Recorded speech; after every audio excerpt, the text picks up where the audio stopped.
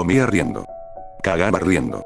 Hasta dormía, aunque intermitentemente, despertando más o menos cada hora para reír. En el caso de algunos de mis colegas, él era la única parte entretenida de sus días, pero a mí me aterrorizaba. Esto probablemente se debía a que yo era el nuevo, el técnico psiquiátrico novato que aún creía que podía marcar la diferencia. La mayoría de los técnicos psiquiátricos perdían su barómetro de compasión después de un tiempo, y al final un paciente que pasa cada minuto del día riendo ya no es perturbador porque te parece inofensivo. También me aterraba porque, por alguna razón inexplicable, había algo que me parecía familiar de él. Hasta este día, mi familia aún no entiende exactamente de qué trata mi rol como técnico psiquiátrico. Es simple: evitar que los locos maten a otros o a sí mismo. ¿Pero qué es lo que hacía todo el día?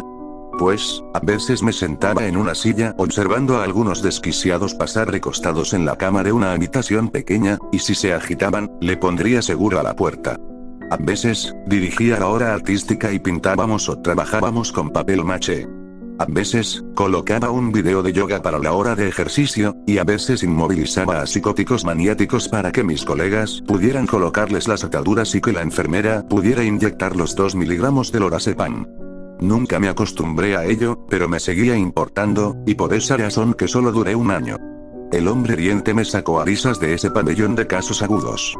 Permítanme explicar esto. No hay mucho que sea gracioso sobre la enfermedad mental, y no es mi intención ser insensible o frívolo acerca de la psicosis, y de cómo puede destruir al individuo y su familia. Pero para mis colegas, o al menos para muchos de ellos, a eso se reducían estos pacientes. Psicóticos, locos, maniáticos.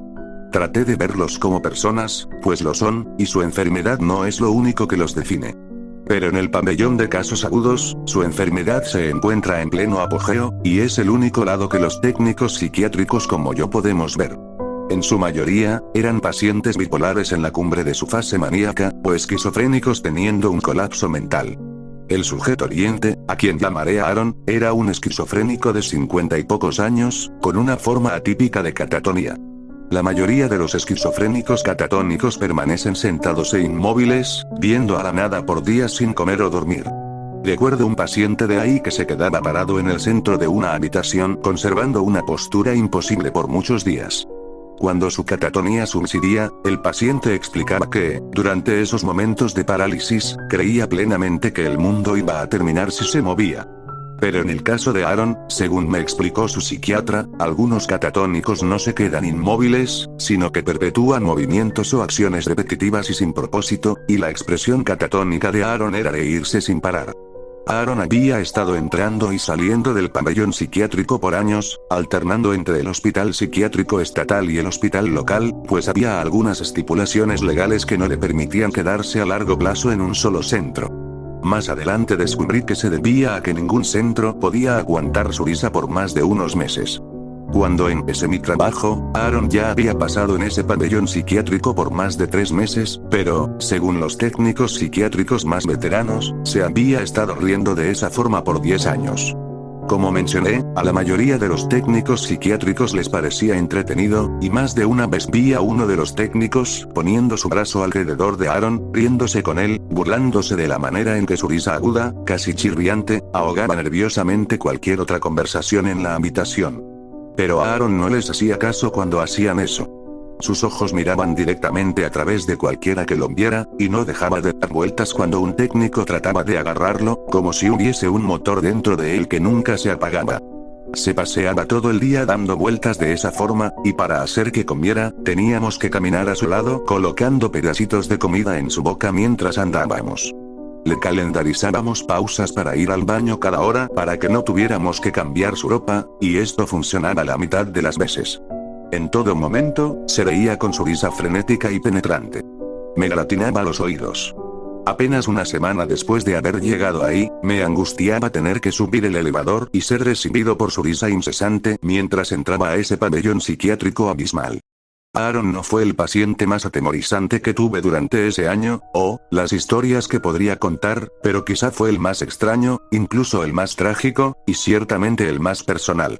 tenía entendido que la mayoría de los catatónicos cultivaban una esquizofrenia degenerativa hasta que simplemente colapsaban, pero me mataba ver que ese sujeto simplemente se había comenzado a reír y nadie sabía por qué. Antes de que renunciara, le pregunté a casi todos sobre la historia de Aaron y nadie la conocía, hasta que conocí al Dr. Greenwald, un psiquiatra de antaño que no había trabajado en hospitales en años. Había oído anécdotas acerca de ese doctor, y, por lo que pude deducir, era un hombre amable y muy estimado que amaba su trabajo, que no juzgaba a estos pacientes atormentados. El Dr. Greenwald probablemente fue mi inspiración más grande para convertirme en un especialista de la salud, y hasta este día aún recuerdo la compasión que le demostraba a sus pacientes. Las enfermeras más viejas lo amaban, y cuando descubrieron que se iba a tomar un descanso de su clínica privada para hacer rondas ocasionales en el pabellón de casos agudos, todos estaban emocionados.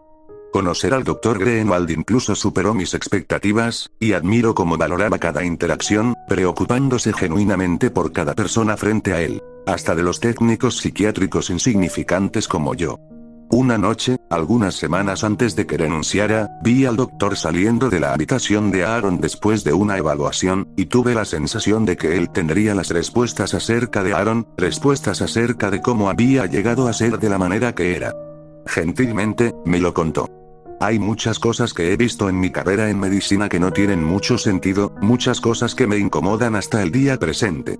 La situación de Aaron es otro caso más de este apartado. Nunca olvidaré su historia. La primera vez que el Dr. Greenwald conoció a Aaron en el hospital, le conoció unas cuantas cosas. Aaron era un sujeto afable y cariñoso, el cual, como era de esperar, amaba reír y hacer reír a los demás.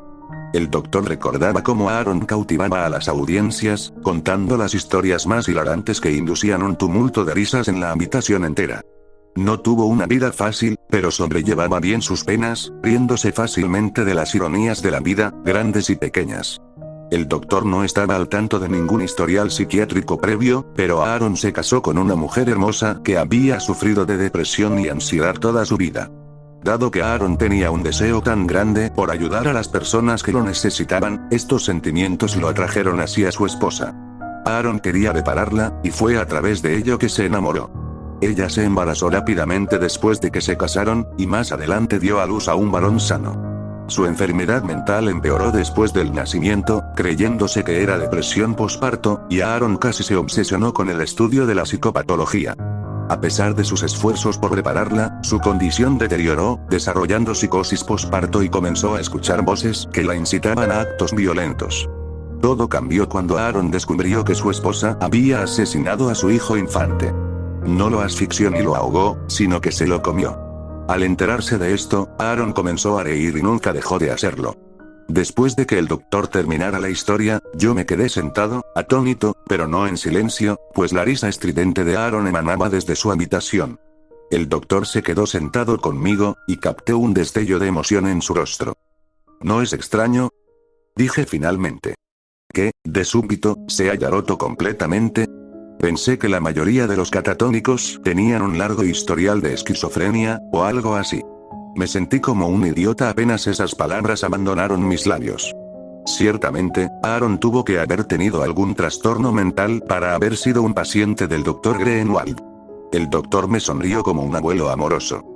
Algunas cosas son demasiado como para que la mente humana las soporte. Supuse que algo tan trágico podría destruir a casi cualquiera. ¿Cuál fue el diagnóstico cuando lo conoció, señor? Él me miró con extrañeza. ¿A qué te refieres? Cuando lo conoció, ¿por qué lo estaba tratando? Hijo, él no era mi paciente, hizo una pausa. Aaron fue un técnico psiquiátrico de aquí. Trabajé con él por años. Yo estuve aquí el día que internaron a su esposa, atada a una camilla, con la sangre del bebé cubriendo su rostro y vestimenta. Se encontraba completamente psicótica, incontrolable. Aaron también estaba de turno ese día. Me le quedé viendo, embobado, boquiabierto, y lo único que logré pillar fue un "¿qué?" desconcertado. El doctor suspiró con pesadez. Creo que Aaron sabía que estaba a punto de perder la cabeza, y se convirtió súbitamente en lo que tanto se esmeró por reparar. Supongo que la ironía fue tan grande que simplemente se tuvo que reír. El doctor se puso de pie y me dio una palmada en el hombro. Se había quedado por más tiempo de lo que pretendía, y yo me puse de pie lentamente viendo cómo se alejaba. Cuando salió por la puerta reforzada, se volteó hacia mí y dijo. Curiosamente, ¿me recuerdas a él? Claro, antes de que empezara a reírse. Estas personas te importan mucho, me doy cuenta. Tienen suerte de tenerte. Mortificado, el entendimiento me bañó enseguida, casi ahogándome. Eso que era tan íntimo y familiar sobre Aaron, nunca pude explicar, ni siquiera para mí mismo, cómo vi una pieza de mí en ese caparazón sin vida de un hombre, de ese hombre de mente hiriente. No tuve ninguna respuesta para el Dr. Greenwald en ese momento, pero, explotando desde mis pulmones, llegó una risa aterradora y totalmente involuntaria. Entregué mi aviso de renuncia ese mismo día.